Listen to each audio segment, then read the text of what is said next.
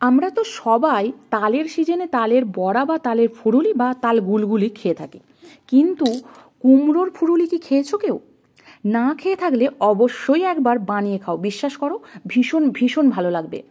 প্রথমেই কুমড়োকে ছোট ছোট করে কেটে সেদ্ধ করে নিতে হবে, এবং তারপর একদিকে সুজিও গরম করতে হবে, এবং তারপরে কুমড়োর যে সেদ্ধ করা হয়ে গেলে তার মধ্যে পরিমাণ মতো গুড়, ওই সুজিটি যেটি ভীষণ ভেজনা ছিল সেই সুজিটি এবং পরিমাণ মতো ময়দা দিয়ে দিতে হবে।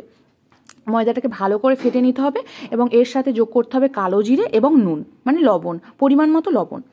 তারপরে ভালো করে 1 ঘন্টা রেখে দিতে হবে, কারণ 1 ঘন্টা রাখলে খুব ভালো হয়, তাল ওই কুমড়োর গুলগুলিগুলো খুব ভালো ফোলে।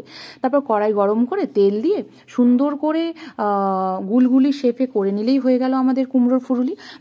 খুব সুন্দর খেতে লাগে এবং খুব টেস্টি হয়। দেখো ফ্রেন্ডস, খুব সুন্দরভাবে ফুলে গেছে প্রত্যেকটা কুমড়োর ফুরুলি সুন্দর করে ফুলেছে, আর ভীষণ ভীষণ সুন্দর খেতে হয়েছিল। এবং দেখো কীরকম নরম হয়েছে, পুরো একদম তুপতুপ করছে, তুলতুলে হয়েছে একদম। তো যেমন নরম হয়েছে তেমন ভেতরে একদম এত সুন্দর ফুলেছে যে ভেতরটা দেখো এত সুন্দর হয়েছে। তো তোমরা অবশ্যই করে খেও, খুব ভালো লাগবে, খুব ভালো লাগবে। কারণ আমরা তো তালের ফুরুলি খেয়েই থাকি, তালের ফুরুলিরই মতো একই প্রসেসে করতে হবে, কিন্তু কুমড়োর ফুরুলিটা ভীষণ সুন্দর খেতে, একদম আলাদা টেস্ট। এবং যারা কুমড়ো খায় না বা যারা কুমড়ো একদম পছন্দ করে না, তারা কিন্তু এই বড়াটা খেলে বুঝতেই পারবে না যে এটা কুমড়োর বড়া হয়েছে বা কুমড়োর ফুরুলি হয়েছে। আর কুমড়োয় যেসব প্রোটিন আছে সেগুলোও তারা পেয়ে যাবে।